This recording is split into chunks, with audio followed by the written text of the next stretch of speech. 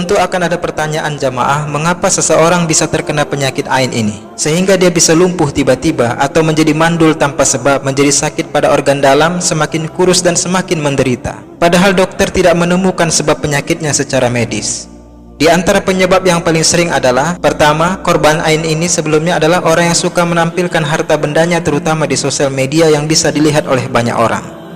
Misalnya baju mewah, handphone baru, perhiasan, mobil baru. Dan orang-orang seperti ini sangat mudah sekali terkena ain. Ingat, ain ini tidak hanya datang dari orang yang dengki ya, tapi juga bisa datang dari orang yang memandang dengan rasa kekaguman dan rasa takjub secara sangat berlebihan. Kemudian benda itu akhirnya membawa dampak buruk bagi si pemilik. Maka ulama sepakat bahwa benda pun bisa terkena ain dan mengantar ain itu ke si pemilik, sehingga benda itu harus diruqyah.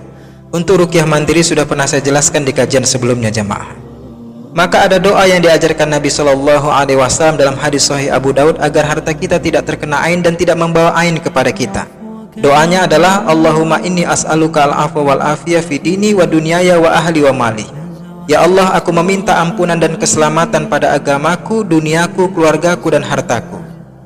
Kedua, sering menampilkan aurat terutama di sosial media.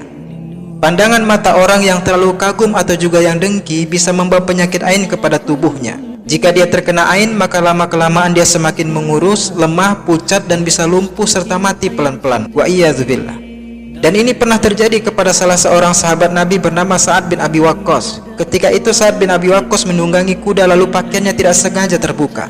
Ketika terbuka pakaiannya, terlihatlah perut atletis Sa'ad bin Abi Waqqas oleh seorang wanita. Kemudian wanita itu berkata sambil memandang Sa'ad bin Abi Waqqas dengan rasa kagum, sungguh pemimpin ini sangat atletis tubuhnya. Kemudian Sa'ad bin Abi Waqqas pulang ke rumahnya dan tersungkur tak berdaya. Ketiga, sering memposting foto anaknya yang masih bayi di sosial media, sehingga anaknya juga bisa terkena penyakit ain jamaah.